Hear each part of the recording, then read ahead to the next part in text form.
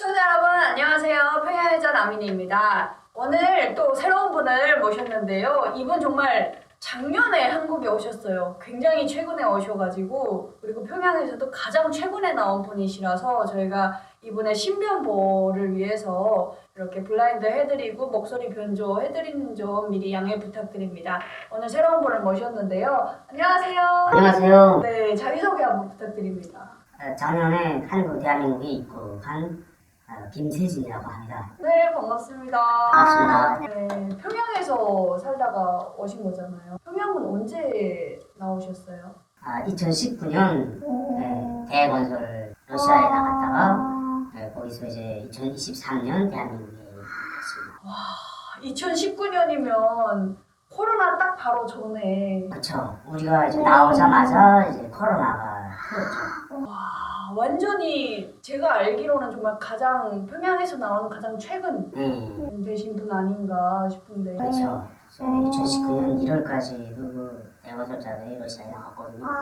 2019년 2월인가 그때부터 이제 뭐 차단이 됐거든요. 러시아에서 이제 코로나가 이제 물망이 오르기 시작한 게 2019년 12월 그때 그 이제 코로나 소리가 벌써 나왔죠. 그러다 2020년에 이제 그 국경이 차단됐죠. 근데 우리가 이제 2019년 말에 나오다 나니까 우리 뒤에 이제 한 개 팀인가 나오고 이제 국경이 차단됐습니다. 진짜 2019년 말까지 평양에 계셨으면 그렇죠. 가장 최근의 평양 소식도 들을 수 있을 것 같은데 정말 중요한 이야기를 해주실 것 같아요. 저는 그게 너무 궁금했어요. 제가 2018년부터 방송에 이제 나오다 보니까 그때 막 정상회담도 있었고 남북관계가 되게 평화 모드로 잠깐 그랬던 적이 있었잖아요. 그때 평양에 계신 거잖아요. 거기 그때 있었죠. 어떠셨어요? 당시 분위기는? 당시 분위기는 뭐 사실 뭐 이런 일이 많이 있지 않았어요. 그러니까 이제 사람들이 기대를 그 하는 분들도 있을지 모르겠는데 대체로 평양은 그 엘리트가 많죠. 그래서 그런 걸 하게 되면 그 김정은의 의도를 대체로 다 알거든요. 그때 그 김정은이가 그 뭐라고 했는가는 회담하기 전에 그 관계부문 분들한테 어떤 기대도 가지지 마라.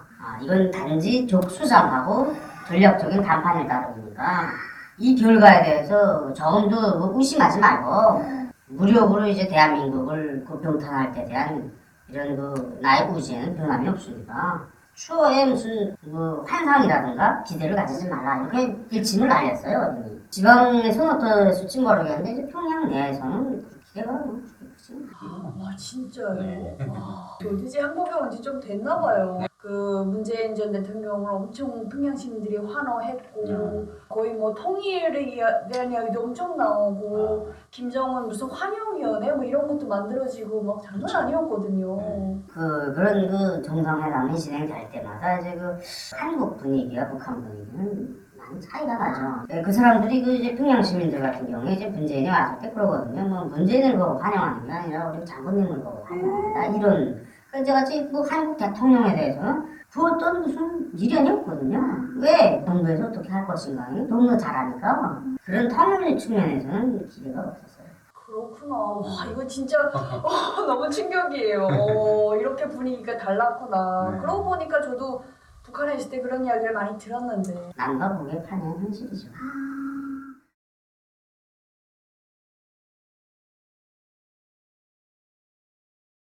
제가 2014년에 평양을 나왔는데 그 2016년 뭐 그때쯤에서 그런 얘기를 들었어요. 북한이 되게 살기 좋아졌다. 평양 전기도 뭐 24시간 온다. 그래서 김정은 정권 들어서 조금 괜찮아지나? 뭐 그런 생각을 했던 적이 있거든요. 어떠셨어요? 이제 그 2019년에 들어서면서 평양시도 이제 그 중심구역에 불이 저녁에 한 5시간 정도 오고 그다음에 주변 구역은 전기가 한 사라졌어요. 주변 구역에서는 전기 공급이 한 달에 1시간? 2시간? 밤 1시, 2시, 임의에 30일 중에 임의에 하루 이틀 해가지고 그렇게 전기가 거의 사라지다시피 한 거죠. 평양시에 사실 보면 뭐 중심구역이 얼마 안 되거든요. 그 주변 구역이 넓거든요. 평양시 내에서는 그 주변 구역 전기가 완전히 사라졌죠. 대북 같은 경우에는 완전히 중단됐어요. 평양도요? 대북 타는 기관들은 군인들, 거의원, 그다음에 이제 안전원 이런 사람들만 그 대북을 타고 나머지 사회 일반 사람들은 그냥 대북 못 타고 살아요. 많죠. 아니, 그러면 먹고 살기 더 어려워졌다는 거죠? 네, 그더 어려워졌는데 19년에 들어서면서 이제 그 김정은이 이제 어떤 지시를 내렸는가 하면은 그 메뚜기장을 다 없애라. 이게 길거리 네, 장사. 길거리 장사죠. 여기 그 벼룩장이죠. 그 메뚜기장을 다 없애라 이렇게 그 방침이 내려서 이제 평양시 같은 경우에는 표지 단속되는 경우 다 추방시키라고 지시가 내려왔어요. 길거리 장사인데. 네, 그 이제 그 길거리 장사는 이제 의외로 또 많아졌거든요. 2018년 말에. 그 많아진 원인은 이제 2017년, 18년이 때고 김정은이가 그 국가대상 건설 많이 하면서 각종 지원 항목이 많아졌어요. 그래서 달에 그 장마당에서 이제 내는 돈이 거의 100불 수준에 한 달에. 그렇게 지원금 양을 액수를 확 높여놨거든요.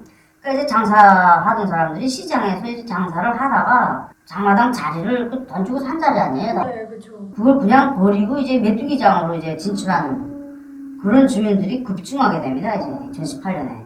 김정은이가 이게 비행기를 타기 좋아합니다. 비행기를 타고 이제 평양시를 한 바퀴 쭉 도는 걸 좋아하죠. 아, 그때 나왔어요. 네, 그런 걸 좋아하는데 이제 비행기 타고 이게 평양시 덜 때 보면 이게 사람들이 무리지어서 그 메뚜기장 하는 게 정말 눈에 보기 싫은 거예요. 그러니까 이제 평양시 같은 경우에 이제 당의 목소리에 귀를 기울이지 않고 당과 순표를 같이 하지 않는 시민들은 평양에서 살 자격이 없다. 다녀라 이런 지시가 내려서 그래서 사람들이 딜레마에 빠졌죠. 이제 장사를 이제 장마당에서 하려니까 이제 지원금이 이제 지갑을 자릿세. 네, 자릿세는 얼마 안 되거든요. 그리고 지원금이 그 사람들이 목줄을 저희거든요. 지원금이라는 게 어떤 지원금이? 그 실례를 들어서 이제 그 북부 지방에 이제 그 홈스 피해가 났다 하게 되면 이제 그 대건설자들이 다 대건설을 비롯해서 건설 여력이 그게 동원이 되거든요. 동원될 때 이제 그 시장에서 이제 자기 돈주머니만 채우지 말고 이제 나라 걱정도 하라 이런 취지에서 이제 지원금을 이제 허수하죠. 근데 그 지원금이 이제 재미있는 게 뭔가는 경쟁을 붙입니다. 이제 경쟁을 붙여서 이제 동수를 매기는 거예요. 동수를 매기는데 그 매일 꼴찌 제일 작게 내는 사람이죠. 작게 내거나 안 내는 분들은 그 장마당에서 이제 자리가 이제 그 장사가 잘 되는 자리가 있고 안 되는 자리가 있다고 합니다. 안 되는 자리라는 거죠. 근데 그 안 되는 자리가 있으면 하루 종일 있어도 이제 길거리에서 장사하는 것보다 수익이 떨어진다고 합니다. 그러니까 일단 장마당에서 장사를 하려면 좋은 자리에서 장사해야 의의가 있는 거지 그 나쁜 자리에 이제 있으면 장사가 안 되는 거죠. 네. 탑이 이렇게 쭉 길게 있는데 다 같은 종목이에요. 이런 경우에 이제 맨 처음에 있는 사람은 뭐 판다는 거예요, 이게. 그러니까 누구나 다 시장에 가서 처음에 있는 사람한테 가격 물어보고 구죽지에 사는 사람이 없잖아요. 쭉 들어가면서 가격 물어보다가 이제 제일 싼 데서 사잖아요. 그러니까 저 뒤에 있는 사람이 오히려 더 잘 팔리는 거예요. 이쪽에 있는 사람은 못 팔고. 이런 자리 주는 거예요. 그러니까 그런 식으로 경쟁이 돼가지고 이제 남보다 앞자리 차지하려고 돈을 더 많이 내는 겁니다. 그런 식으로 자체 경쟁이 붙어서 이제 그 평균 나가는 돈이 이제 100분의 1으로 벌어요. 그러니까 그게 부담이 되니까 그쵸. 길거리 장사로 나왔는데 나왔는데 이제 그 추방시키겠다. 김정은이가 자기 전용기를 타고 그걸 보다가 네. 그런 얘기를 한 거네요. 그렇죠. 그 시민들이 그 길거리 장사도 못하고 그렇다고 장마당에 다시 들어가자니 그 지원금 이런 세액 부담이 이제 끔찍하고 상당히 그 혼란스러운 상태였죠. 2019년 말이. 살벌해진. 그렇죠. 살벌해진 분위기죠. 아니 근데 한국 언론에 비춰진 김정은의 모습을 보면은 주민들 앞에서 눈물을 되게 많이 흘리고. 주민들 앞에서 그 눈물 흘리는 건 그냥 뭐 주민들보다도 그냥 그게 나이 많은 여성들이 좀 보게 되면 뭐 어머니 생각나서. 그렇군요. 그러면 2019년 그 당시면 이제 평양의 려명거리라든가 이런 그쵸. 새로운 아파트들이 많이 섰잖아요. 그렇죠. 많이 썼죠. 거기 다 지원금으로 이어졌거든요. 근데 저는 이게 그 생각이 들었던 게 70층, 80층 되는 아파트를 세웠다고 막 네. 자랑을 하던데 거기 사는 주민들은 괜찮은 거예요. 안 괜찮죠. 그러니까요. 거기 어떻게 올라가나 싶더라고요. 그 전기를 이제 저녁에 이제 3시간부터 4시간 좀 잘 줄 때는 이제 5시간까지 준다고 합니다. 그 사람이 이제 집에서 살다 나면 집이 아니에요. 때 없이 얼음 내리고 할 일이 많잖아요. 네, 그렇죠. 저녁에만 다니는 겁니다. 아니 그 저녁에도 이제 그 승강기 다니는 시간에 이제 뭐 도착 못하면 그냥 걸어 올라가야 됩니다. 돈 많은 사람들은 거기에 집을 안 받고 저같이 그냥 뭐 공짜로 줘서 이제 받을 만한 사람들한테 준 거죠. 그 집을 이제 뭐 웬만한 사람은 그 돈 줘도 거기서 살겠다고 안 하죠. 이 전기가 제한돼 있어서 이제 그 겨울 같은 데는 타는 거 80층까지 올라가야 하거든요. 그게 참 뭐 힘들죠. 80층까지 타는 한국에서는 63빌딩 올라가는 거 가끔씩 약간 축제처럼 그렇게 하는데 북한에서 그게 일상인 거죠. 그렇죠. 비만 걸리지 좀 없죠. 진짜 점점 더 어려워진다 이렇게 볼 수 있는 그렇죠. 점점 더 어려워지고 있죠. 거기다가 이제 그 코로나 이후에 그 봉쇄가 진행되지 않았어요. 강도 높은 봉쇄가 이루어지면서 시장에 물품들이 말랐다고 합니다. 이제. 네, 우리가 러시아에 있으면서부터 사실을 들었는데 흔히 사람들 그 먹는 다시니 도차에 그 중국 기름. 아, 네. 우리 흔히 그 평양에서 그거 잘 사 먹죠. 플라스틱 탕물이지. 예, 플라스틱 어리다. 예. 연결공급 많이 줬죠. 그렇죠. 그게 그 시장에 나왔는데 그게 그 코로나 시기에는 뭐 현물이 없어서 100불까지 올라서. 그 하나예요? 네. 그래서 그 김정은이 그 강연에 나온 게 뭔가 하면은 이제 그 전쟁 시기나 이제 일제강점 시기에 만내기나 사탕 뭐 기름이 없이도 살았다. 그러니까 그때를 생각하면 살라. 이렇게 했는데 근데 그 사람들이 그러더라고요. 그 일제 때는 기름이 정말 먹지 않았는데 하더라고요. 일제 때도 먹었는데. 그쵸. 근데 그런 지시를 내려서 예, 그만큼 그 코로나 시기에 어려웠다는 이야기죠. 지금 벤츠 타고 다니면서 남들 보고 굶으라는 게 말이 돼요? 주민들은 어떻게 살아가는 거예요? 그냥 다윈의 법칙이 작용하겠죠. 저생전. 적응하는 사람은 살고 코로나 시기에 그 공식 발표가 되지 않아서 그렇지 아사자가 상당히 많았던 걸로 이야기했습니다. 평양에서도 아사자가 생겼겠죠. 근데 그게 일체 비밀 아니에요. 죽으면 그냥 뭐 병으로 죽은 걸로 하거든요. 굶어서 죽었거나 뭐 이렇게 안 하거든요. 그 구체적인 숫자를 알 수가 없죠. 최근에 저 지인분으로부터 들은 이야기인데 그 국경지대에서 이제 그 한국에 있는 가족이나 중국에 있는 가족들하고 전화를 하잖아요. 그 전화를 이제 뭐 쌀값이나 이런 것을 말하게 되면 그 국가비밀 누설로 해서 이제 그 욕적 취급을 하겠다 이렇게 강연회를 했다고 합니다.